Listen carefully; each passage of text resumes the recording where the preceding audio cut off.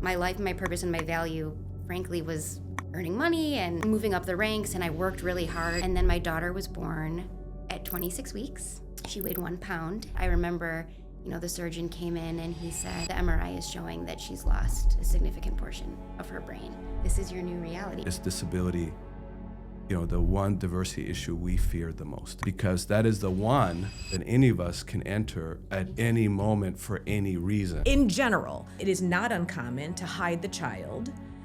It is not uncommon to even deny the child. There's a huge struggle. We want to make that struggle easier. Part of that is educating the next generation to be more aware and less afraid. A lot of parents make decisions that are fear-based. A lot of disabled advocates are saying, parents, stand down. You are not us. If we try to remove pain from the lives of disabled people, they are not fully living their lives, and Wow. it's infantilizing. What is it that these young people are learning that adults did not learn and should be learning? In what ways are they ahead in terms of really understanding how things work because of the Nora Project? I think the main thing is... Welcome to a new episode of Disrupt the Podcast with your co-host Andrés Tapia, And Eloiza Domingo. where we challenge conventional thinking and we look at the new ways that are shaping our future. So we're excited to have another guest on the podcast. And yet again, this is somebody that Andrés is actually bringing forward. I feel like Andrés knows everybody, which is also a good thing, right? But what's nice is that you're bringing this amazing advocate, mom, lawyer, all this other stuff that I actually don't know. And even in the very short time that we've just talked in the past 5 minutes, I'm like, who is this person? That's right. So I'm excited to learn, but why don't what we always do is we always start who is your friend? Well, and let's say and what why we're have disrupting you? today. Yeah. We are disrupting, the advocacy for people with disabilities and their families, which is really advocating, disrupting our understanding that this is not just about those with disabilities or have a family with, but it's about all of us. Yeah. So we're disrupting a whole bunch of notions within that. So Lauren, I think I've said this multiple times just with many of my guests. Many of them that do come from Highland Park, I actually met when I ran for city council, and now I'm in my second term. So Lauren, somewhere along the line, showed up as an early supporter, and she and her extended family within Highland Park, they sort of turned out in mass here in support, and they're very much embedded, not only as a family, but in terms of neighbors and their synagogue and things like that. And so they were advocates in a variety of ways for my candidacy. And in that, we became friends, and we've actually partnered on disability inclusion, task force within Highland Park, which we'll talk about. And, we just have a lot in common. And now we're, they were supporters, and then we were collaborators in terms of advocacy, but we're friends. So it's good to have you here, Lauren. Thank you. Thank That's you so awesome. much. Yeah. And Lauren, I would love for you to introduce yourself. What would you like to just start with? Who are you? Tell us what you want us to know kind of to start. Sure. Who am I? I'm a huge supporter of Andrés, so that's for sure. That is definitely a part of who I am and what matters to me, and that's in part because I am a Highland Parker. I'm a parent. I'm a lifelong resident, and I'm somebody who cares about our community. So I don't know. There's not much to say. I'm an attorney. I practice disability rights law. I represent people with developmental disabilities and mental illness and physical disabilities, and really, disability inclusion is probably like the air I breathe. It is everywhere. It is a huge part of my life, and it's why I'm here today. Yeah, and actually, let's talk about, you just described a huge part of my life. It's really so much of your purpose, but it wasn't. No. Until when? What was the catalytic event that led you to this description about yourself? That would not have been a description, how many years ago? 12. 12 years ago, right? Yeah. So where were you 12 years ago? What were you doing as a lawyer? And what happened that now you're doing this kind of advocacy? Sure.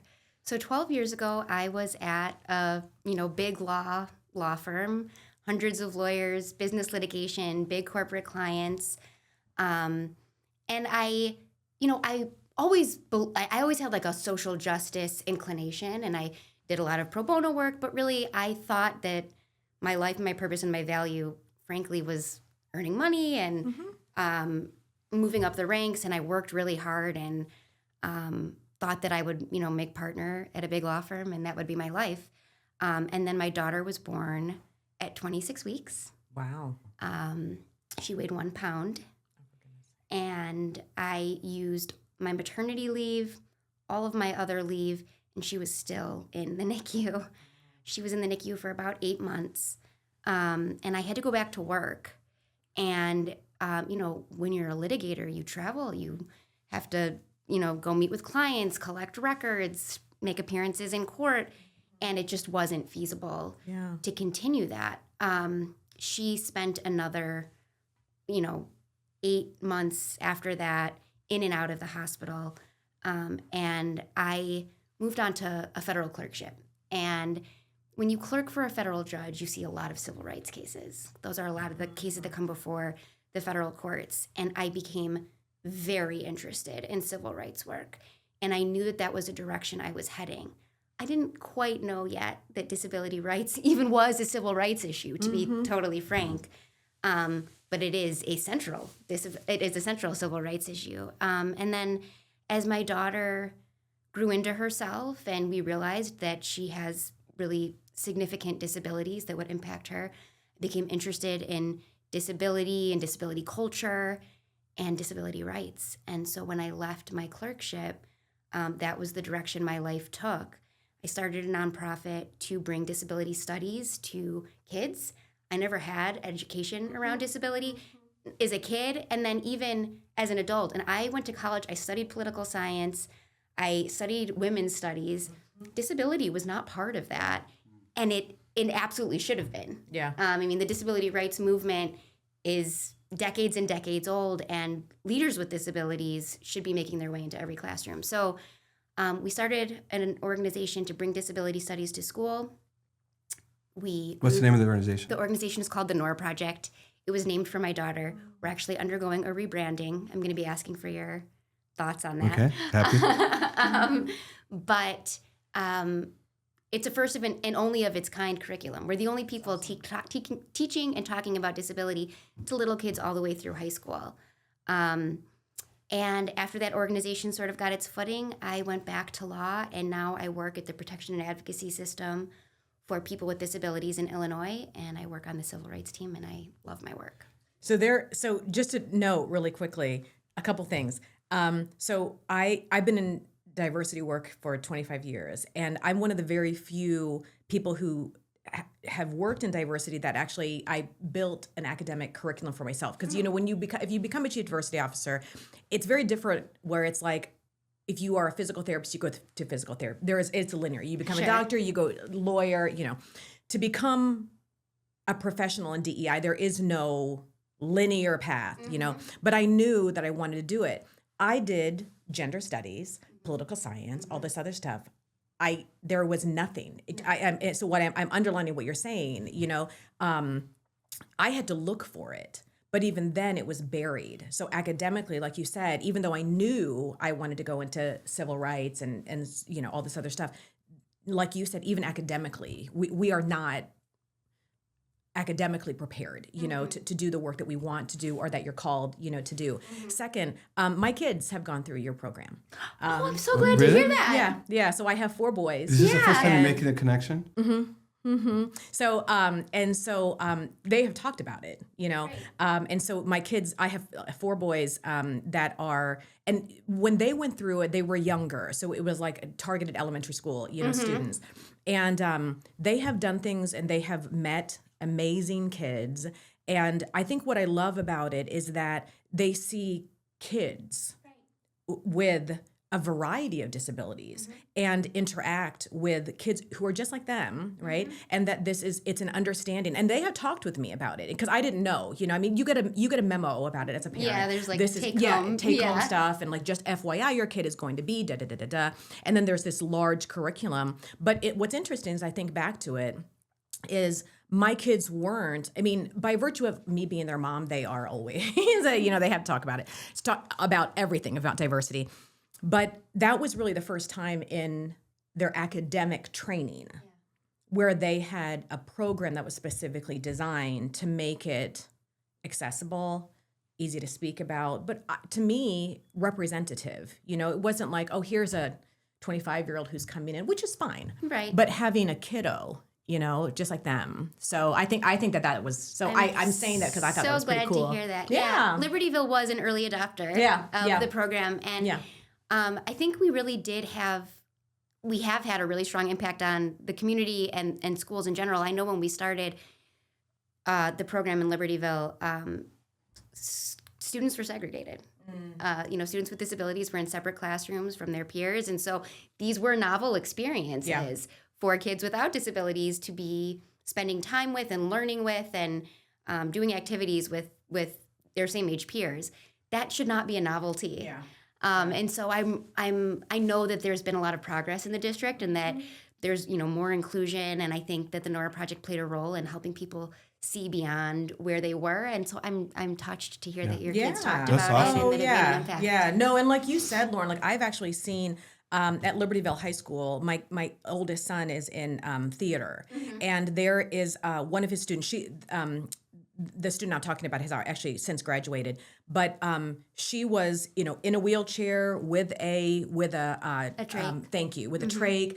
And a number actually of physical disabilities, a number of mental disabilities. She was a chair of the theater program. She was a lead. She was in.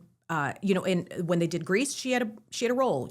When they did, Little Mermaid, she had a role. And I think that that's what's interesting because for me as a parent, even though I do diversity work, I was like, that is so cool to have, like a mainstream Grease, Little Mermaid, and the kids are interacting.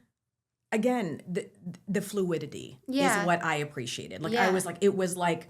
Yeah, this is just well, and when you talk about diversity and you talk about community, people with disabilities live in community. Yeah, right. They should be represented on stage. Right. They should be represented in sports. And so that it's happening is just the best thing. Yeah. Yeah, and to your point that disability rights, just people with disabilities who are not part of political science or legal, right? Or even just in the work out in educational system, just so misunderstood. Well, the same is true in the D&I practice and discipline. If you could walk into a full-fledged diversity conference, 3 days long, and not see one topic on disability. Yeah. And now that's been changing. Now D&I is in disarray for all the reasons we know, but it was starting to just enter. But it was like a obvious exclusion in the inclusion movement, and so it's endemic. The invisibility of it, even though it's part of the fabric of the community. But why do you think that is? I was just going to say, it's something that we talk about all the time. We like the stories of the disability rights movement and of the current disability rights efforts are strong. I mean, they're good stories. They're well told. We have incredible professionals doing this work in advocacy and marketing and PR and storytelling, and it's not breaking through. And we can't figure out why. There's actually a convening right now of leaders in Chicago who are trying to get to the bottom of this through polling and focus groups. But, I wish I could explain it. For me, it feels so obvious now, but it didn't, right? I mean, 12 years ago, you could have asked me about this and I would have had nothing to say. Yeah, we know when I was a first-time chief diversity officer many years ago, and I was writing, and I wrote my first book on diversity called The Inclusion Paradox, and I have a chapter on disability, and I had the perplexity, like, why is this not showing up? Yeah. And I made it a point to be one of those voices that would bring it up no matter where I was, no matter what speaking role I had or leadership role, that I included not only as race, ethnicity, gender, disability. That in itself was just a deliberateness, but then advocating for it to be in the program. But I was really perplexed in the same way. And then the insight I had, and I titled the chapter along these lines, is disability, the one diversity issue we fear the most. And because that is the one that any of us can enter at any moment for any reason. For sure. And I think, my lay interpretation of that is that very fear makes it hard for anybody to mention because it could be them. It's because if you're not of a certain race or certain gender, you can just say, well, I'll do it for them. That can't happen to me. And therefore, I would advocate for them, right? And Right. I'll lean into it. I'll Sure. learn all I can. I'll be an ally. I'll be empathetic. But when you're talking about something that, I could be one of them, then people, I think that there's a fear factor there. And there is fear and grief and challenge in becoming disabled. And I know you know that better than anyone. And there's also so much joy and community and culture. And so it's upsetting. Okay, I went through my own grief process. Fortunately, it wasn't very long, but I know parents who grieve extensively or lifelong over, the fact of having a disabled child. And I guess the idea that we fear it and therefore we don't name it is sort of like it perpetuates itself, right? If we stop fearing it, if we realize there are changes we can make so that disability isn't so disabling, right? We can make sure that buildings are accessible. We can make sure that we know the right language to use. We can make sure that we feel comfortable in whatever context approaching whoever we need to approach and then integrating them into our lives. If we didn't feel so fearful and we could name it and talk about it, it might, and I think it goes both ways. It's what you said. Yeah. But in addition, we are limited. We are, we have mortality. We have physical vulnerabilities. Mm-hmm. And so when we fear it, we are actually in denial about something that will kind of, in one way or another, come our way anyway. So there's a freedom to embracing the fullness of life and its limitations. Yeah. And if you accept it, then you can accept those who have it now, and you can actually be more accepting that at some point it's going to be part of your life. So how do we design and live our lives with that as a reality? To embrace it, right. As I'm sitting here and, listening to these conversations, I think one of the things, too, that contributes to it, because disability, the concept of disability lives differently in each culture. So I'm Filipino. And disability, whatever that means, a child being born like Nora, our culture in general, and I'm speaking in general, so I know Filipinos come at me on this channel because it's like, that's not what we do, but in general, it is, what did you do, Mom, wrong? And it is, and so it is not uncommon to hide the child. It is not uncommon to even deny the child. It is not uncommon, and because there's something that you did wrong, the mother, and then if you yourself have a disability, I identify with, I have a lot of extreme anxiety. I dip into depression, every once in a while. I do take medicines, for that. My culture has said, gosh, what's wrong with you? Just get it together. Work harder, or it might be something that you're eating, or like, why can't you get it together? So there's a lot, and I'm just talking about my culture alone, there's a lot there. So for me, we talk about fear, we talk about bringing this up. There are so many stigmas that I was raised with. My second son has ADD. And I remember when he was diagnosed with ADD here in, we lived in DC at the time. My then husband, who's white, was like, "Kay," and I was like, "Oh my God!" Like I just was like, "No," and I mourned and mourned and mourned, and I was like, I have no clue how I'm gonna do this. Like, how am I gonna do this? And I was like, and I remember my husband at the time was like, "What is the big deal?" Yeah. And I just was like, "What are you talking about? What is the big deal?" Like, this is a massive weakness, and like. But again, here I was already placing him somewhere else, but also placing myself somewhere. You know what I'm saying? Blaming yourself. Blaming myself. Yeah. So my mourning happened for a long time until I realized I was around other moms and dads. And it was like, so A, you're not doing anything wrong. B, he didn't do anything wrong. Here's what's happening and here's how to help him, But there, and this, Lauren, better than any of us, there are so many things that come with this word, that has to do with the mother, that has to do with the father, what happened in the belly, those kinds of things. So for me, even as an adult, I had to turn that around. Yeah. Academically and as a professional, of course I know how to do this. Right. Of course I do. as a human, it's like there's a lot, right? And I think that's why seeing disability as human variation and not a problem or not a diagnosis or not something that anyone has done. This is just the variation of how people show up in the world. And injuries are acquired. We see this across species. Like, I'm really into the dodo Instagram right now, right? So you see all of these animals who, have injuries and they become disabled. This is life. Yeah. This is life across species. Yeah. I recently I was on a vacation with my husband and we saw this tree that had been struck by lightning, kind of like right down the middle, and it had like grown in this That's so cool. very bizarre shape. And I thought, like, this is it. Yeah, it's a nice. It happens to trees, that's a great right? They get struck and they change and they look different and they live. Yeah. This is part of just being alive. Yeah, that's a great Yeah. analogy. So Lauren, could you go back to Nora's story? Because we went to that inflection point. She was the inflection point. But what happened there? Like, how, she was in the prenatal. What's it called? NICU. The NICU, yeah. For so long. Yeah. What was that time like for you? And what happened to you really as a mother, and as and then in your partnering with Adam, with your husband, and then eventually how that transitioned into a professional decision and also this nonprofit decision. But can you take us back to that? Sure. Nora's journey was winding. Her first several months were up and down. When you have a preemie like that, so many different things can happen.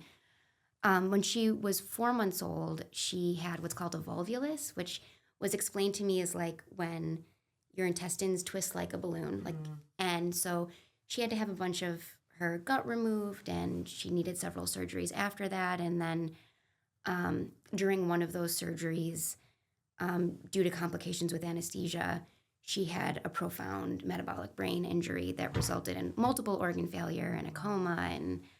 And after that, I remember, the surgeon came in and he said, I drew the short straw. I was like, oh, great. This is going to be a great conversation. Oh my gosh. And he said, the MRI is showing that she's lost a significant portion of her brain. We don't know how she'll recover. We don't know if the seizures that she's having will stop. And this is your new reality. She was about 9 months old when that happened. And she was very sick for a very long time. And Adam and I spent really long nights on the couch holding her. She was inconsolable. She was in pain. And we were finding every documentary we could about raising disabled children. And it was wonderful. I mean, it was like, I remember this one, I don't remember the name of the film, but it was about a non-speaking autistic boy who would only speak the words and the dialogue from Disney movies. And his parents were able to reach him by pretending to be characters from films. Oh, wow. And facilitating conversation with him. And I remember thinking, like, this is like a puzzle. This is like, there's all of these things that are creating barriers to his connection and his function, but look, like, there's ways in and you can find him. And I was always confident that Nora's spirit was intact, even though we knew we had some difficult physical issues. But anyways, we became like just rabid consumers of disability culture and disability film. And I remember one night I was scrolling through my phone as I was holding Nora, and I found the work of Emily Ladau. And I don't know if either of you are familiar with her, but you should be. She used to have a blog called The Rules I Wheel By or something like that. But now she's a published author. She wrote Demystifying Disability, which is considered essentially a handbook on intro to disability studies, and she's everywhere. But I remember her talking about her own disability and things that she wished had been different in her childhood. And it was sort of like a light bulb moment for me. Like, I need to start thinking about this differently. I love being a parent. I wanted very badly to have a child. I had one. She loved being held by me. And I needed to figure out how she was going to navigate the world and how I could support her in that. And then from there, it was kind of, well, no. actually. So the Nora Project started because during one of her hospitalizations, my cousin, who was a 4th grade teacher, called me and said, I want my kids to raise my students to raise money for Nora or do something for Nora. And I said, all I want is for them to learn about disability. We don't need money. Nothing is going to fix what has happened here. Medical mistakes are part of life, just like any accident is part of life. And it was more important to me that she be known and understood. And so my cousin actually came up with the concept for the Nora Project. And throughout that year, as Nora was recovering from her brain injury, hearing about what was happening in her classroom was like a lifeline. And all of the connections that were being made and the things the students were learning and the way school was being reorganized to include kids with disabilities who previously been segregated. And I was like, this is something. And then when my clerkship ended, it felt like a positive thing to lean into. I'm really struck. I'm struck by your grace. I really am. And maybe you're just not disclosing to us, any feelings of anger or confusion or, but I'm really struck by the grace that you have displayed and that you've chosen to lead with, given, I want a kiddo. I've always wanted to be a mom. This is the kiddo that I get. And then I come from the medical field, and just listening to the journey, I almost want to sit here and be like, wait a second, what happened? Where did people really want the details? Yeah, where did a medical mishap happen as opposed to this? That's where my head is, and we're not gonna have time to do that today. But your choice of grace is whoa, that's amazing to me. Thank you. Honestly, the details are unimportant. To the extent that people at the hospital learned from the mistakes that were made so that they don't happen to other people, that is important. And I know those lessons were learned because we were in close communication with the doctors and with hospital staff, and they took that very seriously. Wow. But the mistake doesn't matter because disability is part of life, exactly as Andrés said. If we all live long enough, we will experience disability, whether it's transient or permanent.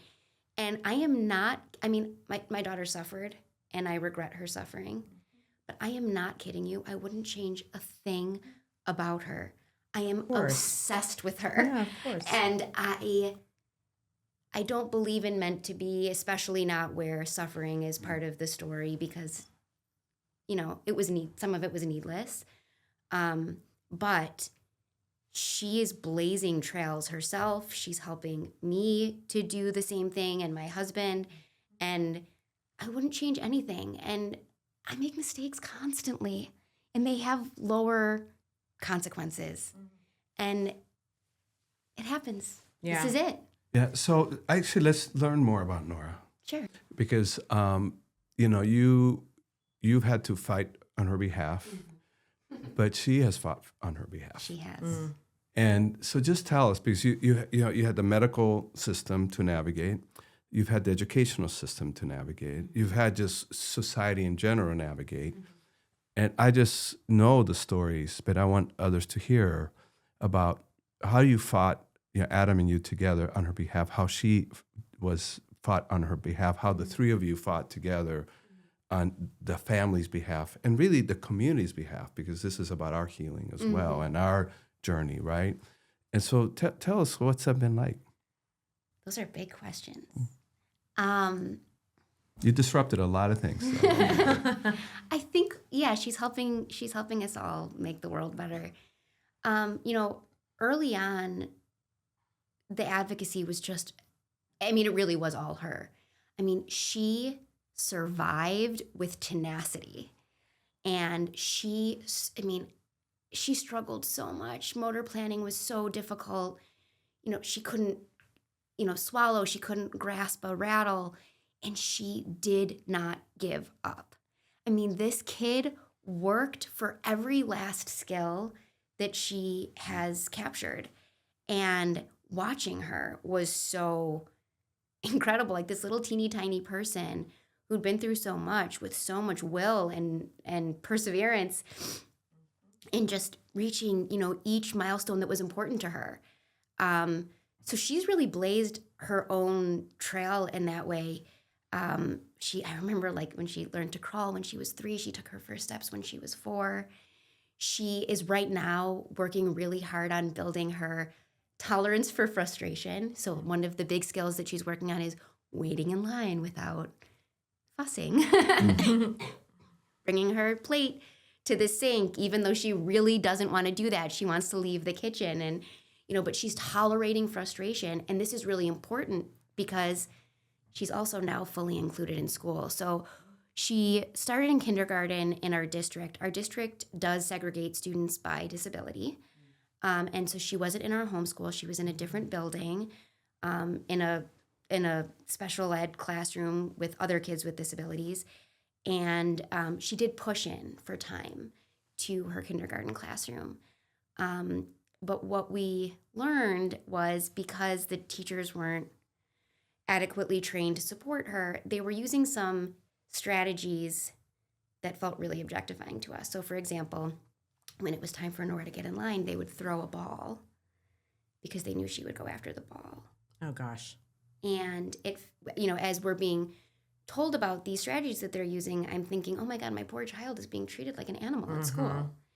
And we tried really hard to explain why this was undignified to the district, but they thought that these were perfectly reasonable strategies. We ultimately pulled her out of the district. Yeah, sure. And then COVID happened. So she was in a private therapeutic day program, and I always wanted her to return to the district. By that point, I'm a disability rights lawyer. And I had created a curriculum with incredible disabled educators who had told me about their childhoods and what they had experienced and what they believed was possible for themselves and for Nora. And I just believed that she belonged. It took so much advocacy, painful advocacy where, attorneys for the district would tell me I was delusional about her capacity, that what I was asking for was wildly unreasonable. Interestingly, that has shifted now that the lawyer for the district also has a child with disabilities. And so that's been a relief. At any rate, as Andrés knows, there was sort of a boiling point when I had an opportunity to speak in a public forum to our superintendent about why is it in a district where that's well-resourced, where I live and would be happy to provide curriculum at no cost to the district, why is it that I can't even get the district to allow my child to come to lunch or recess to spend time with her neighbors? It was not my best day. However, it did start conversations between our family and the district that ultimately led to her inclusion. And she rejoined the district last year at our middle school. She did an incredible job. I think she showed people that a lot of the things that they're afraid of, they don't need to be. There are lots For of... example? For example, Nora is a vocalizer. She doesn't use words to communicate. She has a communication board, but she expresses herself through sound. So some of her sound is quite loud. And I think there were concerns about disruption and how would the other kids manage it. And she needs to walk. She can't, just sit endlessly. So she rocks, she gets up and moves. And I think there were just concerns. How do you educate children in an inclusive environment when you have a child who has these behaviors? And the answer is, it's been totally fine. Yeah. The kids are fine with it. They're supportive of her. They can help bring her back to her desk if she gets up and wanders. Of course, she also has a paraprofessional who's supporting her all day. They're not bothered by the vocalizations. If she needs breaks, she takes breaks. But in the end of the day, she's a part of her community, and her peers want her there. She has a group of girlfriends she has lunch with every day. I was at a birthday party with her last week. They served the cupcakes, and one of her friends kept giving her helping her take a bite of her cupcake. It was so cute. I was just watching, and they're fully capable of including her and supporting her. And there's some logistics, and that's okay. Yeah. So that has been amazing, and I think that they're being more creative with other students and not just her. So then this year she started pushing in for some of her academics, and next year she'll be pushing in for more. By the time she's an 8th grader, I think she'll be probably fully included across, her entire day.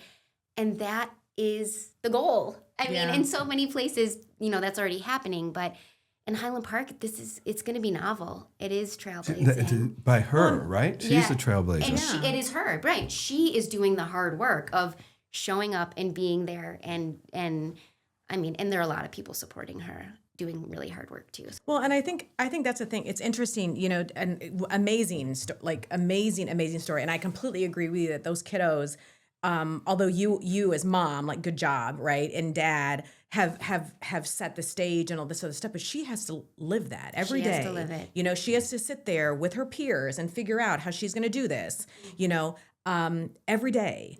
And that's exhausting and brave, right? And sometimes it's like, it's not even this idea of bravery. It's like, well, I'm going, I don't really, but I think what's interesting is I'm listening to you, because it's something that is very evident, but you're pushing it to a place of kind of like, well, let's talk about it.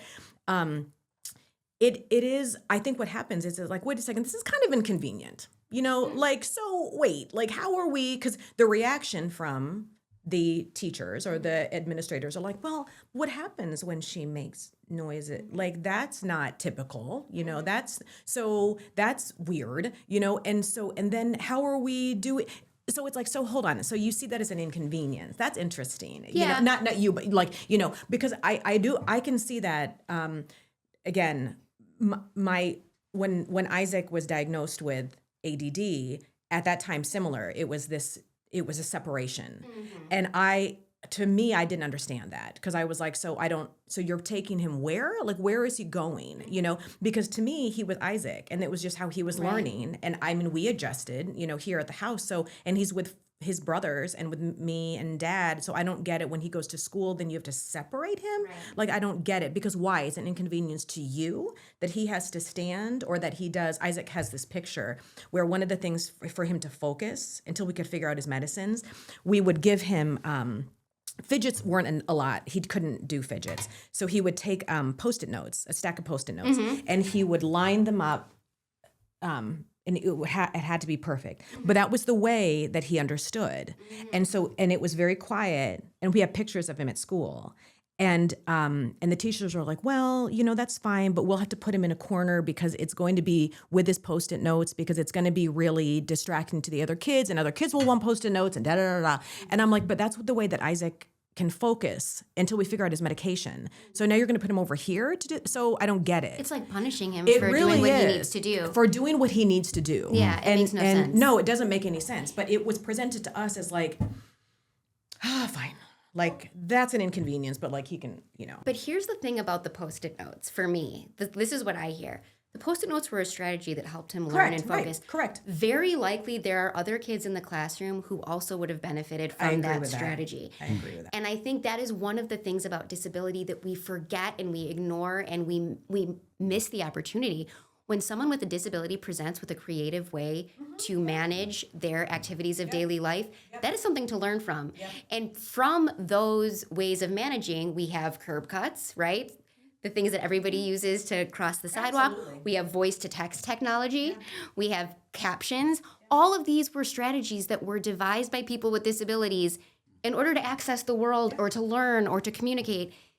I mean, the Post-it notes, he figured it out himself. I was going to say, we didn't come up with that. Yeah. That is actually the superpower of disability, is the creativity, the problem solving.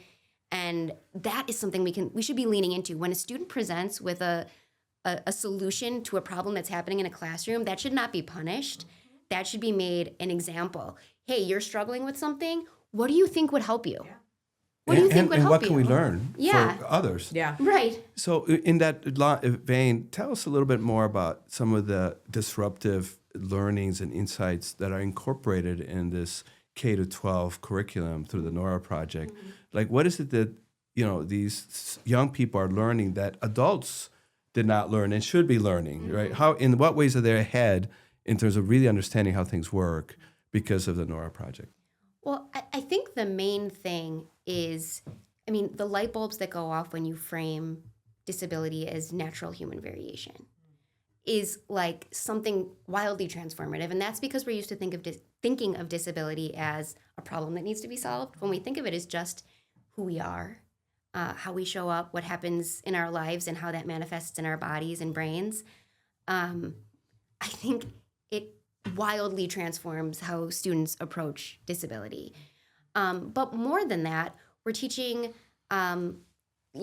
things like modifications, access, how to make learning accessible at different levels to different people, collaboration skills. One of the main principles of disability justice is interdependence. And interdependence, it is exactly what it sounds like. It's the idea that we don't actually live independently of one another. We require the support of our communities. And that is the backbone of the Nora Project. Nobody can do everything alone. People with disabilities need certain kinds of supports. People without disabilities also need certain kinds of supports. So let's frame our learning around that very basic understanding, and it destigmatizes the need for support. But then in addition to that, there's really fun stuff. You learn about the disability rights movement and the Capitol Crawl, and we have a STEMpathy program where students get to do an inclusion assessment of their school. So what are the barriers to inclusion in my disability inclusion in my building? That's nice. And how can I remove those barriers using the engineering design process? Disability fits into any curriculum. You can read books, you can watch films, you can learn civic history, use engineering. Disability is everywhere, and so we try to incorporate it into as many different kinds of academic programs as we can. I will tell you that, given that my kiddos have gone through it, I will tell you that what I think they took away from it, and I watched it live, it is the taking away of the othering, that, those are those kids. Yeah. And even though the Libertyville does a very, very good job about like non-bullying and all this other stuff and general ideas of inclusion. But there was still this concept of othering. I will say that from the Nora perspective, there was definitely this. My kids were great about understanding like they're just like us, Mom. We're all kids. Like we're all kids, And so that's number one. The other thing is being able to see kids with disabilities. It's this idea of representation matters, right? To be like, they're not scary.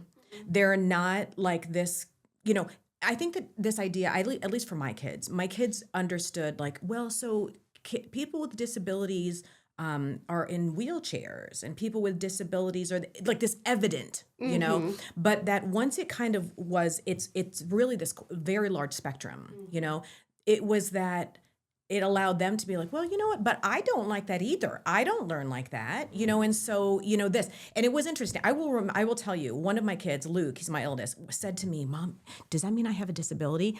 It was interesting though, that he turned it into a fear, like, oh my God, do I have a disability? And I said, so let's talk about that. I said, so you're recognizing that there's a bunch of variation, and you're learning about this concept of disability, but now you think you have a disability, but that scares you. So let's talk about that. That's a great opportunity. Exactly. And so we were able, and again, by virtue of me being a diversity person, they kind of, they're stuck with a mom who's going to like talk to them about that. But I will tell you that from my kids' perspective, it was just, she made it, academically, you're talking about everything. From a mom's perspective, seeing my kids go through this, honestly, it was just the normalization of like, this is just a kid at school. This is just like one of you. And by the way, look at how the school was set up to make sure that they weren't participating. Because I will tell you, my kids, that what you said right there about the architectural, like systemic differences, they enjoy that the most. They were like, Mom, did you know that she has to go around the back? And she's like, I remember Isaac saying that. Did you know that the only way for her to get into school is for her to go either to the back or the side? Like, could you imagine? And he was mad. Yeah, he should be. And he was like, and then Luke was like, yeah. And then like, if he wants to see this, she has to go to the back of the classroom. And like, I was like, how would that make you feel? And I was like, but why would you have to like? And we wouldn't tolerate that. We shouldn't tolerate that. And it was that kind of thing. Yeah. It was that understanding like, what? She has to go there and she can't get on the swing. She can't get into the ball pit. She couldn't get, like, it was that, oh my gosh. you know? And so I enjoyed seeing so my kids glad. frankly get mad. Like I was like, you get mad, you know? But I think for them it was just the awakening that it was like they're just like us, and they can't play ball. You know what I'm saying? I Like, want to tell, yes, I know what you're saying. All of this is so moving and exciting to me because these are the epiphanies you want people to have. And they don't have to be like life-changing, oh my God, now I'm going to be a disability rights activist. But just having the awareness when you walk into a room, oh my gosh, how would somebody access this? Or these lights are really bright and that might be really disconcerting for somebody with a sensory processing disorder. Just having the awareness to think about your surroundings is so important. But I want to tell you a story about my second daughter because I have two. And, you know, disability rights has been a part of her life because she's younger than Nora her whole life. So we march in the Disability Pride Parade every summer. And, you know, we spend time with people with disabilities. And I identify now as a person with a disability. And I talk about that at home with my family. And my daughter was also recently diagnosed with ADHD. And I was telling her about it and what it meant. And she goes, oh my God, Mom, does this mean I have a disability? And I said, yes. And she goes, literally, thank God. It was so Really? cute. Yeah. Yes. Yeah. She wants to be part of this. yeah. This is a community and a culture that is beautiful, that we celebrate. And she was excited to have her entree ticket. I know that she will struggle and we'll support her. But she also now has seen what that means. You know, you can struggle and your family's here for you and your community's here for you. And so I thought, man, never Wow. in a million years would I have That's a expected. wonderful story. But Yeah, she it's a was cool story. thrilled. I'm in. Yeah. Yes. Yeah. Yeah, You know, that's and Lauren, really I'm curious, you know, given that how long has the Nora Project been around now? 10 years this 10 summer. years. So 10 years, right? Curriculum, thousands of families support. Do you know the number?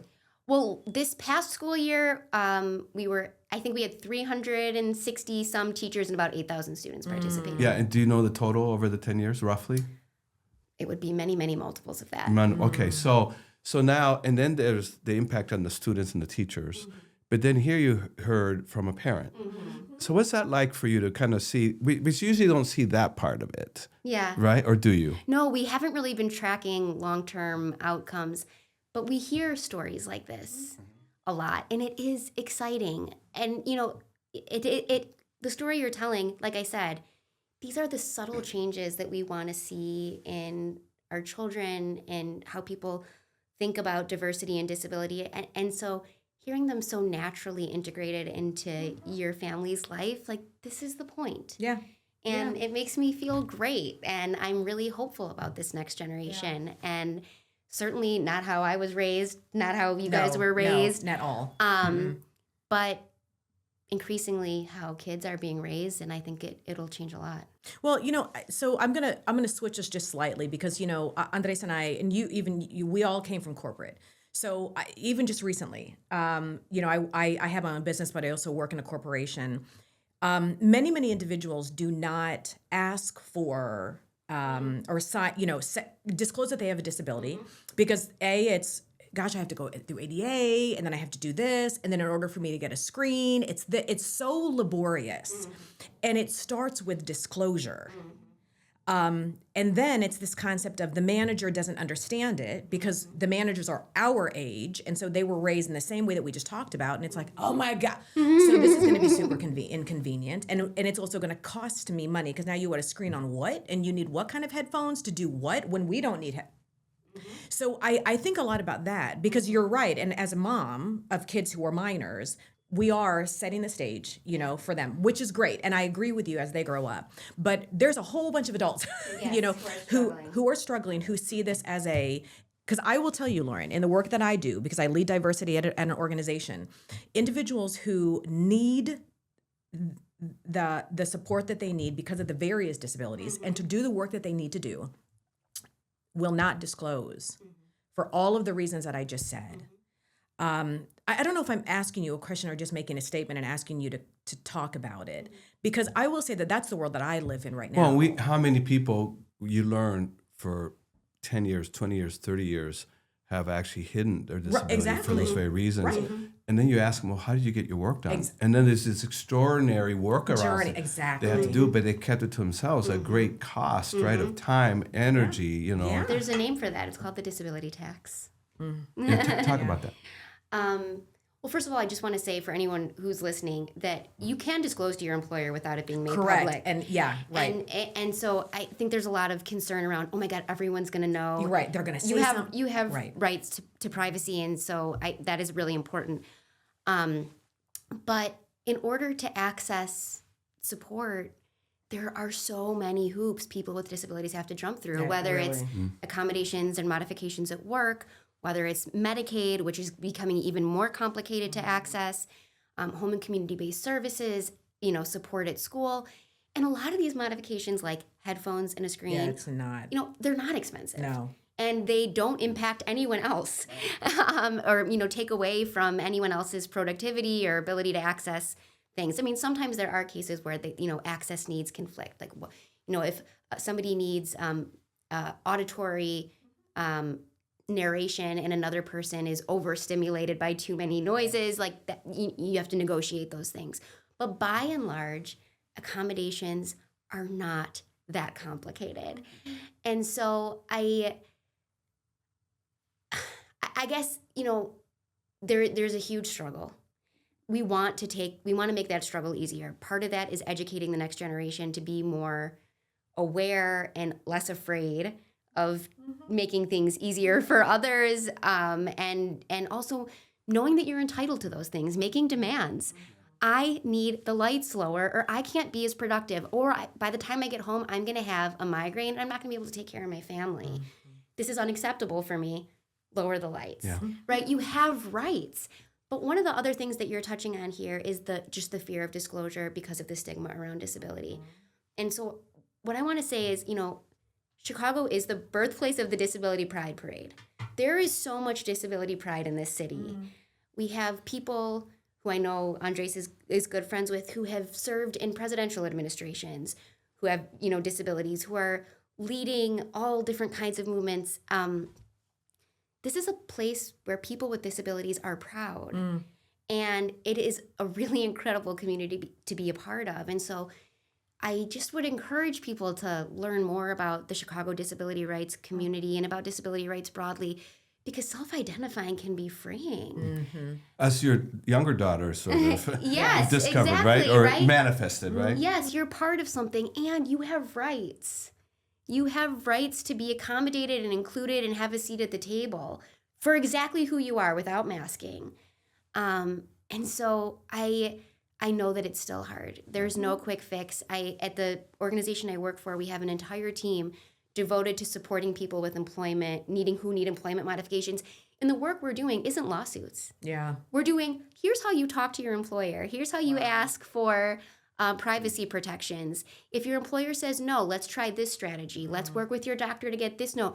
I mean, these are not high intensity litigation, strategies, but even just the basics. Yeah. How do I ask for what I need? Yeah. It is so hard. Yeah. Oh, yeah. And also to look at it from the other side, I have a presentation that I've done around the world on disability inclusion.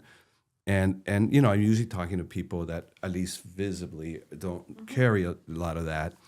But obviously there's a lot of invisible stuff. But, when I'm talking about this accommodation thing, and you're probably thinking expense, bother, all the things that you brought up, I say, okay, right now, how many of you are sitting in chairs?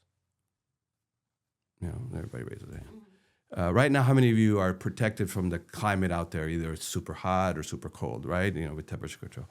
How many of you are benefiting from the amplification of my voice? Because I'm talking to 500 of you. Exactly. So then I pause and then I say, well, so we're all being accommodated to our physical limitations. So why is the request for a different kind of limitation treated special or more expensive? Burdensome. How much did it cost to put all these chairs here and the AV equipment and temperature? That's a lot of money, but we don't question it. Right.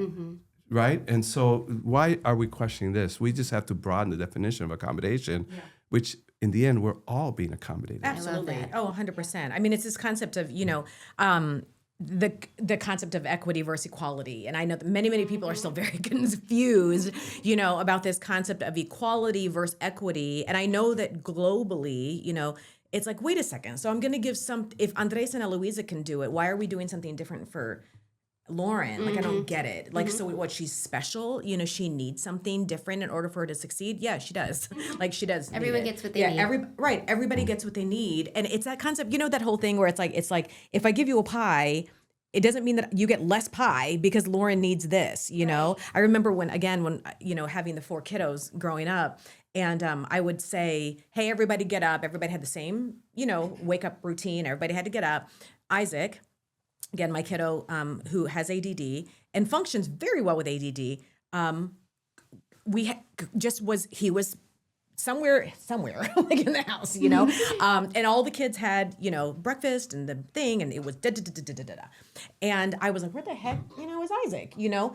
And I remember I was like, why can't he?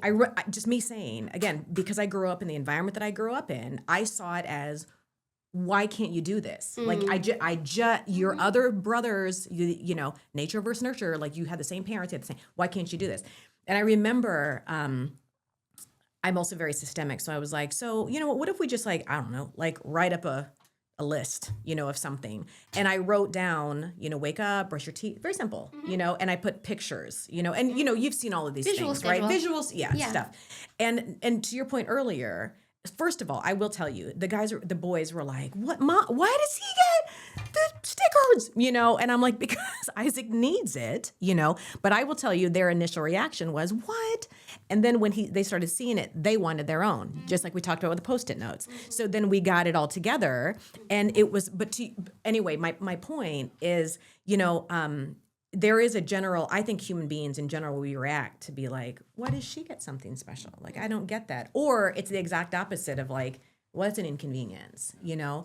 But the way that at least I talk to my kids about it is exactly to your point, you know, it's like, so wait, Isaac, Luke, what did you need? What do you need to be successful? That is different than your brothers. Oh, well, you know, this. And Andis, what about you? So they actually verbalized it in front of me. And I said, so it's the exact same thing with Isaac. Like, Isaac just happens to need this, you know, because. And so, but you're right. I mean, especially for kids and parents, a lot of it, what I had called is just stopping time. Like, sometimes you just have to stop time and have those conversations because, like you said, otherwise sometimes it doesn't happen in other spaces. But yeah, I mean, the concept of equality and equity, I think, is in general is very confusing to people. So, Lauren, I know that in your work and in the community, and then as a lawyer, and then with a nonprofit and education, there's more additional misconceptions about, you know, disability in the disability community. And there's some fundamental things that you have a issue with that are even points of tension within the disability community. Oh, yeah. Can you talk about one of those fundamental ones? It's like, how is disability viewed, even within the disability community, that creates some debate and discussion? And you have a very strong points of view. Can you do. Yeah, and I think it's very important not only for the disability community to engage in as a community that kind of has some unresolved conversations, but then also it has implications for others. Can you talk about that? Sure. I think I'll talk about it generally, and then if you want to help me narrow in. But I mean, the disability community is so broad, right? It's people who were born with disabilities, who acquire disabilities later in life, who acquire disability through injury, through medical mistake, through however, you know, whatever it is, who have grown up with families where there's a stigma around disability, who've grown up in families where everyone is disabled and proud, right? So the amount, you know, the difference between apparent and non-apparent disabilities and living with that. Some people prefer to pass, right? The amount of diversity within disability is so vast that the idea that, you know, everyone will come to the same sort of position on everything is, you know, not the case and not reasonable.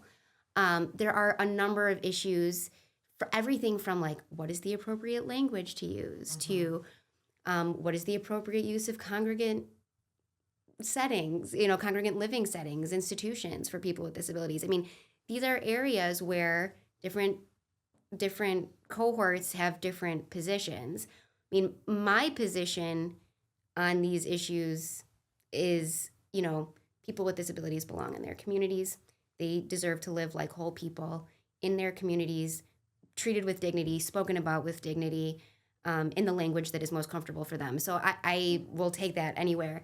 But there are lots of places where there's gray and disagreement. Yeah, and also one core fundamental belief that you have, and Nora is a great example of this, is that children and teenagers and adults with disabilities are not helpless.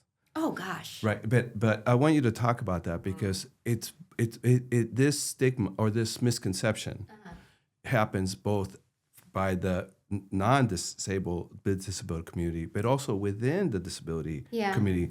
And how does that how does that create certain tensions? Yeah. Yeah, I think you're referring to parents. Yes. Right. So parents of kids with disabilities, this is a major issue in the field and right now. Parents of kids with disabilities obviously want their kids to be safe. They want them to be protected. They want them to be loved. They want them to be comfortable, and they want them to avoid pain. And so a lot of parents make decisions that are fear-based.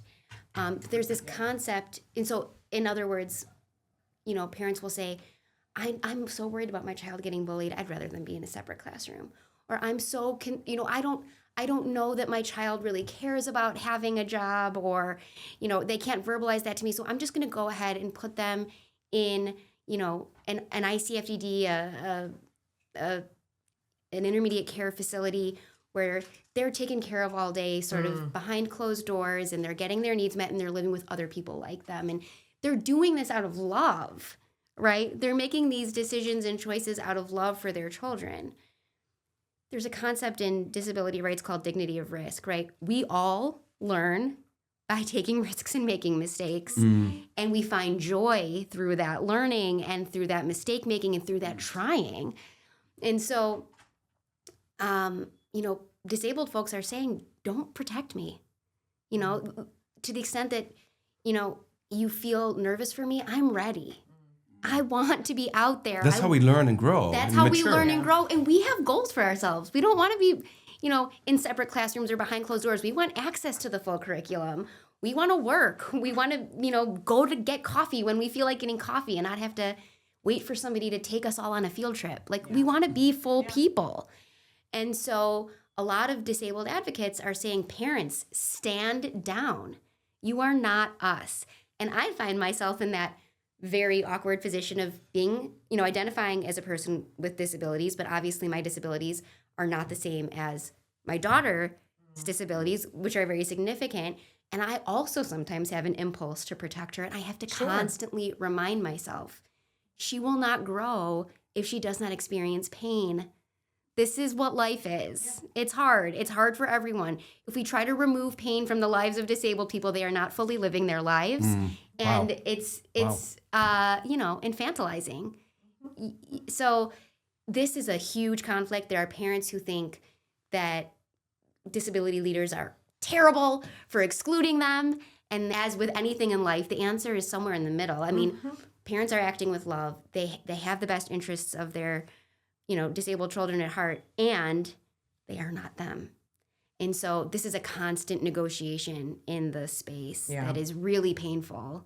Yeah, and really challenging. It's interesting to hear you articulate that, because I could, for myself as a parent, I could see the desire to protect, the desire to keep them in the bubble and to say, well, but also the fear that, but the system isn't ready for them anyway. I mean, the system in world is as we've already discussed this, is at a clear deficit when it comes to disabilities in total. So you're wanting me to send him out there to do what? To be a test case. Exactly. Right? So, and I get, and again, I'm saying this in spirit, but this concept of, it's real. To say, and I get it, and I want him to take a risk, and I want him to grow at the same time. Risk out there is very great, So it's almost like you said, it's almost like this vicious circle, because if he doesn't, for example, Isaac doesn't go out there and experience the world, then the world also can't experience him either, and we as a world can't, because that only keeps the world in one space. Correct. Like, oh, thank God, like they're over there, like they're good, and then we can continue our status quo over here, because I could totally see that. And that's a massively vicious circle. I could completely see that. It's like when you're applying for a job and they're like, you don't have enough experience. And you're like, well, give me the experience. Right. And then I can get, it's a good analogy. This is that. The world needs experience. We need to force, my opinion is we need to force the issue. Is the world ready? I mean, no, the systems, I mean, I only really know about Illinois, but the systems in Illinois aren't great. But until we force the issue, we close institutions, we demand high quality care in the community. We demand, I mean, we in Illinois now have a Fair Pay Act so that people with disabilities can't be paid sub minimum wage, but we demand fair wages, we demand jobs. The world will adjust. And it's kind of what you said before, your family adjusted. My family adjusted. Yeah. Right? We can all. The school adjusted. The school adjusted. Yeah. We can all adjust. Yeah. But it required advocacy. Yeah. Right? And so I want to, I know we're at the tail end, but it's really important to hear what you're doing now as a lawyer. That tell us about the organization and tell us about how the legal work that you're doing and the organization you're part of, helping the state, municipalities, school systems, families adjust. And how are you using the law to really bring that power forth? And what's happening? Tell us a story. Sure. Okay, so every state has what's called a protection and advocacy system. It's a federally mandated agency that is required to protect the federal and state rights of people with disabilities. So I work at Equip for Equality, which is the Illinois protection and advocacy system. The organization has sort of three main arms. We have a special education clinic that supports students' special education rights wherever they live, wherever they are from, if they're incarcerated, if they're in rural communities, wherever they are entitled to special education under the Individuals with Disabilities Education Act. And so that is one piece of what we do. Then we also have a monitoring unit. Our monitoring unit monitors essentially for abuse and neglect in institutions where people with disabilities live. And then the unit I work on is our civil rights unit, and our goal is to enforce the civil rights laws of the state and the country. There are sort of three subsects within our group. So we have a community integration team, which under federal law, people with disabilities have the right to live in their communities. That is not, for some reason, happening at the rate that we would like in Illinois. And so we have a lot of work that we do around that, and I'm happy to go into that. We also have an anti-discrimination team. So if people aren't getting access to public if people can't go shopping in stores because they're being disallowed or they're being kicked out for making noise or, having external signs of disability, we support them in that. We support them with, the anti-discrimination team does employment work. They do higher ed accommodations. They do testing accommodations. If you need access to an interpreter in a hospital, all these kinds of things that come with disability, that's what our anti-discrimination team does. In terms of my work on community integration, there's a Supreme Court case called Olmstead that basically says the ADA requires people to have the option to live in the least restrictive setting of their choice. In Illinois, we have 7 state-operated institutions, and I don't even know how many private-operated institutions for people with developmental disabilities. And we don't have the capacity right now to serve these folks in the community. So my work is when people raise their hand and say, I want to leave, we work with the state and file whatever complaints are necessary in order to get them the services they're entitled to under the law. The same is true for people with mental illness. We have what are called specialized mental health rehabilitation facilities, SMRFs, they call them, where essentially they're psychiatric hospitals where people with mental illness are housed. You walk into these places, it's like you can't even believe it's real. People screaming in the hallways, not always fully clothed, definitely not getting psychiatric treatment, probably over medicated, and it's like it's not life. And so our organization filed a lawsuit about 20 years ago in order to ensure that people who want to leave can leave with the community supports that they need. Wow.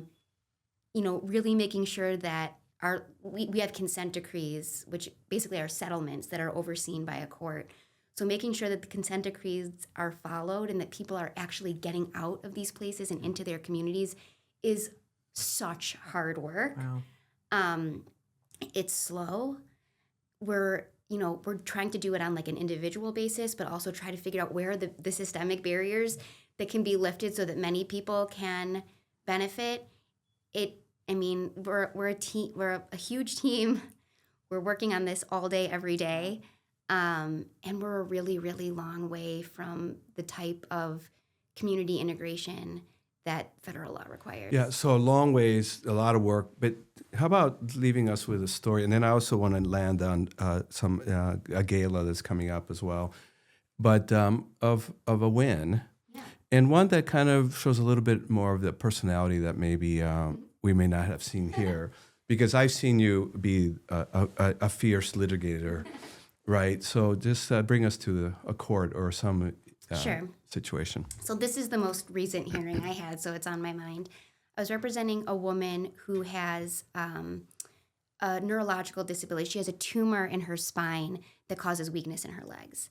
And so under our Medicaid rules and Olmstead and home community-based services, she applied for personal assistance through our Department of Rehabilitation waiver. All of this sounds so complicated. Basically, there's a waiver that says if you have a physical disability and you need help with activities of daily life, then we can provide attendant care, paid attendant care, so that you can have help with, getting in and out of the bathroom, getting your meals made, keeping your house clean, and that way you can stay in your home and not move to a nursing home.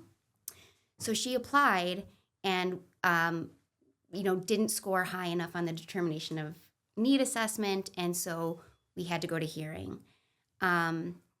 And one of the things, I guess, just to get to your point about me as an advocate, the state was interviewing the counselor who did the eligibility assessment and said, why did you score her so low? And she essentially said, well, because she told me all the things she could do, and it sounded like, she was fine. And so, this was a licensed social worker who does the eligibility assessments, and I was like, hi. I want to talk to you about this. So you said you did the eligibility assessment and she told you about all the things she could do. Are you familiar with the shame and stigma that people with disabilities face in having to disclose all of the things that they can't do? Yeah. She said yes. And I said, okay, isn't that why as part of the evaluation process, you're supposed to look at her medical records and evaluate whether, from a medical standpoint, it's reasonable to expect her to do these things? And, she was silent. Part of the issue in that case was that the counselor had not reviewed the medical records. And she said, I go on what they call them customers. I go on what the customer tells me. And and so basically I said, well, it doesn't sound like you did your job. This is what the waiver requires. Would you agree? And she said yes. And ultimately, we're still waiting on a decision from the administrative law judge, but felt like we established very clearly that her medical records hadn't been reviewed, that she hadn't disclosed because of shame, and that she was being denied services she needed. She lives on a farm. She has a well system where she needs to pour water into a desalinization system. This is a woman who cannot stand without a cane, and she needs to pour a 40-pound water jug in order to have drinking water. And this is a daily thing that she needs, and she was being denied personal assistant care. And all she wants is 3 hours a day. She wants somebody to come pour the water, help her take out the trash and bring her groceries from her door into her house. She's not taking advantage, but if she can't get these services, she's going to be in a nursing home. And so that is my day-to-day, is fighting for people to get the services they need. Wow. Thank you. Yeah, for Well, sharing that. before we go into Disrupt GPS with Eloiza and I share some learnings for us, just bring it local. There's a gala coming up. And also just talk a little bit about what we have been working on together in terms of Highland Park disability inclusion and kind of what that story is. Because that was a story of, disability advocates not knowing that they were in the same city and not working together. Yeah. So talk about that and then talk about the gala. Sure. Well, it was, the disability inclusion was your idea.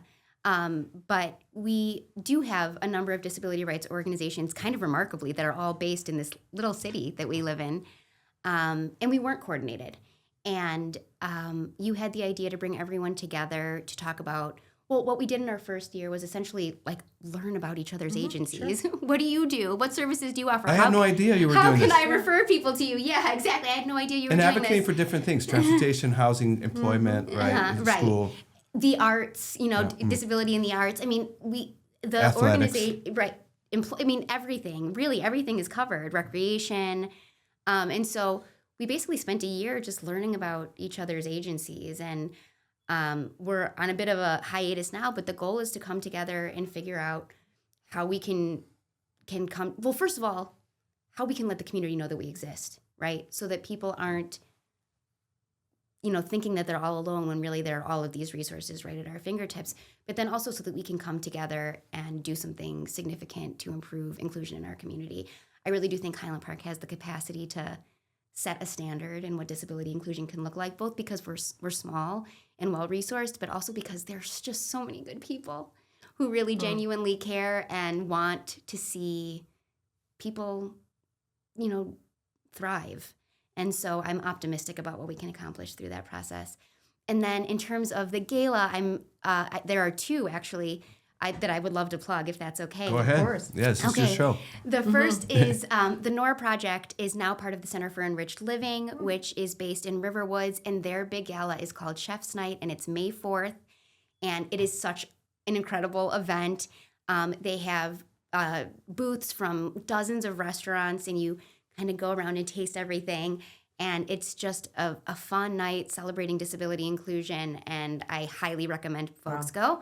The second is Equip for Equality, where I currently work as an attorney, is having our gala. Ours is not until October 5th, but ours is actually going to be a convening of disability rights leaders looking sort of past, present, future. Our organization has existed for 40 years.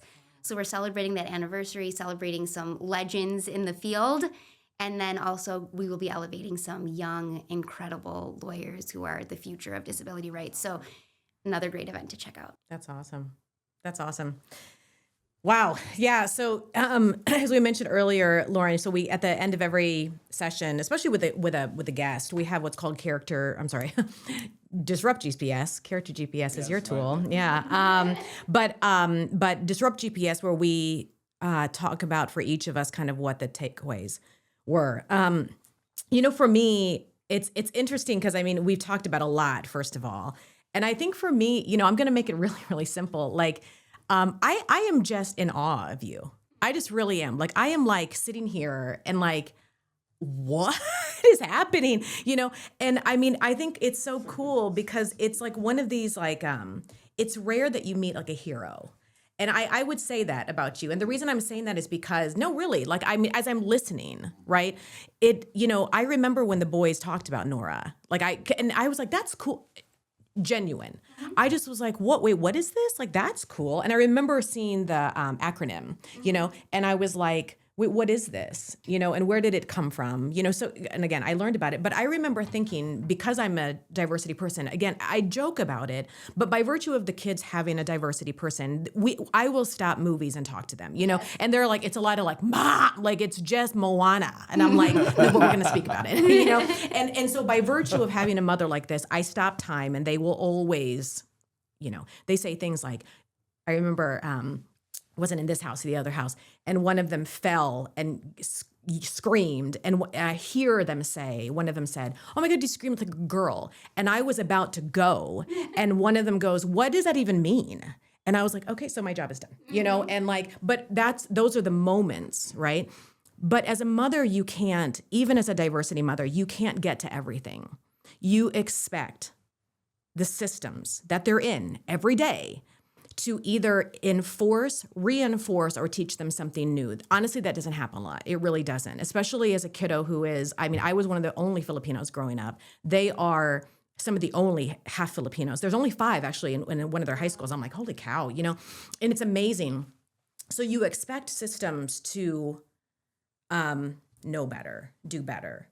And so from a mom's standpoint, to know that I'm okay. Like if I slip up, like you're helping, right? And that you've got the kids, because the kids have learned because of your daughter. My kids have learned because of you. And it's so cool to like, it really, because like you said, I didn't put this two and two together. And so it's like, wow, that's you. That's so, it's like a celebrity, that's so cool. But I will have to say, like, really, because as a mom who tries very hard, you want to know that there are others out there that are changing the world. So I will say that. So that's really, really cool for me. Like, that's quite wow, that's really cool. The second thing is, I love I'm not going to get into, the debate of whether, because it is, even for me as a mom, it's difficult for me to sit in the debate to be like, would I put my kid out there or would I let them be safe? Because as I mentioned earlier, are the systems ready? So the risk they're taking may be greater than what the system is ready to support them with, and am I asking them to be more brave than what I would even be, But it is so amazing, to hear you say, because what I'm hearing you say is it's not an or, it's an and. Let them, go out, and I'm also advocating every single day, to make sure that the world can shift. But to your point, and the world will, and I think that's the biggest thing. I know that for me and Andres, but and I'll just say me, I have very high expectations for the world. I have very high expectations for my kids. I have very high expectations for us as humanity. And sometimes that means a leap to be like, gonna suck for a little bit, and probably somebody's gonna get beat up or somebody's gonna say something stupid, but I have very high expectations. So as a result of that, I come from a risk background. You do have to do a risk assessment. What is the risk benefit analysis of putting your kid out there? What was the risk benefit analysis of me allowing Isaac to be out there with his Post-it notes, tons and tons and tons of Post-it notes, knowing that he's probably going to be sat back there, but he was learning on his own. He was figuring out he even says openly, I know my coping mechanisms. Those are the words that he says. Smart I know my kid. coping mechanisms, and all of these kinds of things. But it was hard. It's even still hard, and he's not on medication anymore. He's 18, but his coping mechanisms are sometimes extreme, where he will go and he'll sit by himself at school.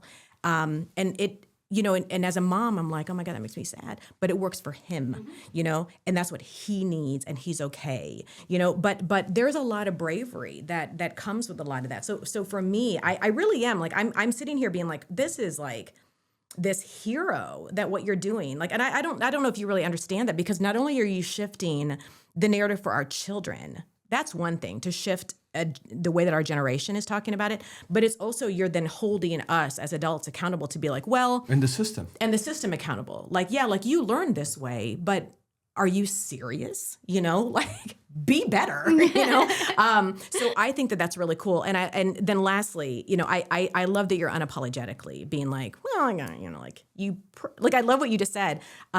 But you didn't do your job, did you? Like I'm totally going to use that, but you didn't do your job.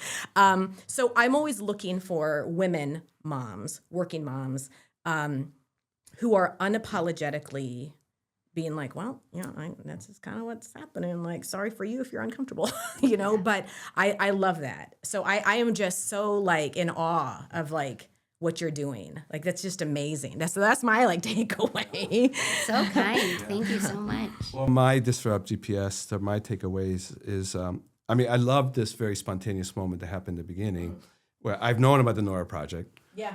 Obviously we're friends.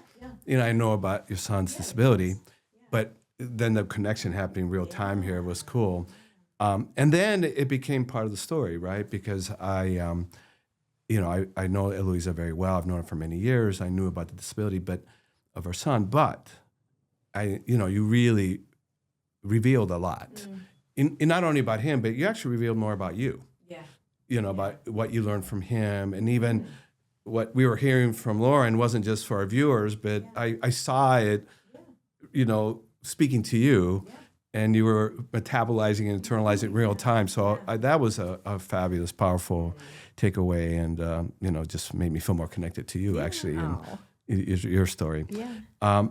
The other is that this is a message I've always learned from Lauren, but it just was in full force today in a deeper level, and that's so much condescension and paternalism toward those with disabilities, and Lauren always comes back full force, and it's her lead is, we need to learn from those with the disabilities.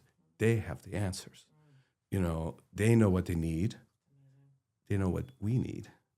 They know what society needs. And listen. and so that's always been something I've taken and learned from Lauren, but today it was like full force, right? And I'm glad that everybody heard it, and it should be amplified a thousandfold. And then finally, what I would kind of related to what you're saying, but I would call it the power of Lauren. Yeah, really. She's a force to be reckoned with, and what I love, there's many things I love about Lauren, but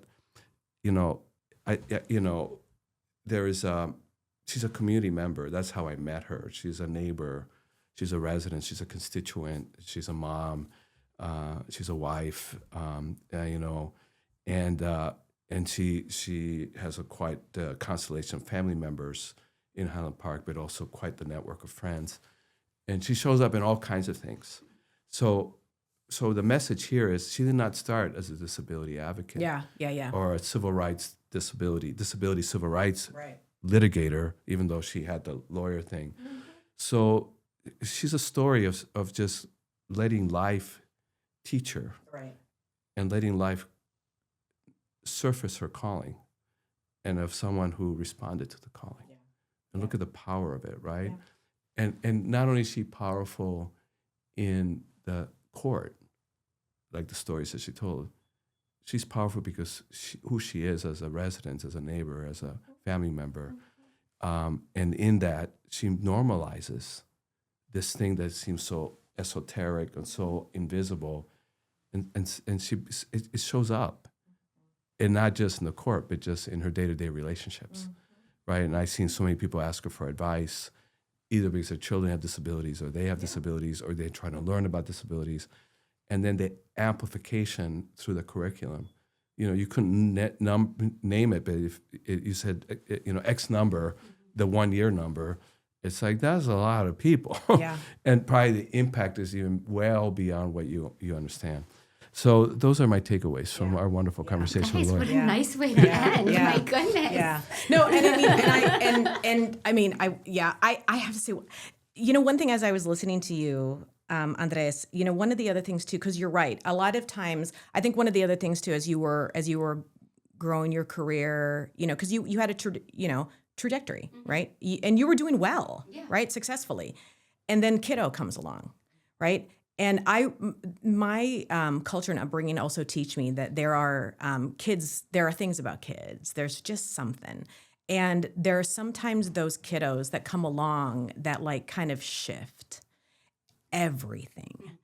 And I think what's really cool about Nora is that I know this for a fact, like I can just feel it. She was given to you because of that. Like there's a purpose in that. She has several purposes. She had a purpose to like be like, hey, Lauren, like not mom, but hey, Lauren, like do this thing. Yeah. Yeah. And so, like I kind of need you to figure it out, because you're doing great over here, but you got something else to do. Number one. And then number two, the brave, I think the other thing too is not just Lauren, but like Nora. I mean, I would love to meet her one day. The bravery by which this little kiddo, that's a lot. That's a lot. Adults would crumble. Oh, yes. Really, adults would crumble if they had half the stuff that she has to figure out on a daily basis. I mean, I would crumble. I'd be like, I don't know how to do that. Like how to, and all of a sudden, if all of that was taken away, like I said, adults don't know how to do that. And you've got a 12-year-old doing that. She's been doing this since she was young. Are you kidding me? Like, that's what I'm talking about. Like, that heroism, that must absolutely run in your family. That's crazy. But no, I mean, just congratulations. I mean, good job, Mom. Like, man, like, that's crazy. But no, Nora, I also think, too, I mean, even though she's not here, she's a guest in and of herself. Like, just to have that, and the disruption that she chooses to do every day. Yeah, every day. She disrupts things. Where can people find you, Lauren? You can find the Nora Project. It's just the Nora Project.ngo. With H or no H? No H. Yeah. Nora. Yes. And then I'm at Equip for Equality, which is equipforequality.org. I play two roles. I'm on the civil rights team. I'm also our community engagement manager. Mm-hmm. So if you ever want speakers, it can be me. It can be any of our incredible attorneys and staff. But we love to get the word out. So you can find me there. That's great. That's great.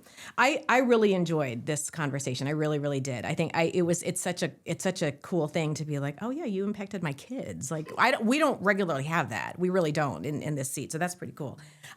So you all know where to find us. You know, again, we ask that you really engage in this conversation. I mean, I think we said so much. There's so many things, so much that we talked about today. So there's a lot that you can talk about. You know, like the episode, comment on the episode, share the episode. And like Lauren said, you know, it's not just, we talked a lot about here being in Lake County and Highland Park in Chicago, but this is larger. You know, this is much, much larger, nationwide. So I encourage you, you know, to have a conversation with us. Find Lauren. That's probably the most important. You know where to find Andres and me. We'll have all the links, you know, everywhere, right? So again, thanks for being part of the Thanks, conversation. Lauren. And thank you, Lauren. Thanks for having me. See you next episode. Yeah. Bye. Ciao.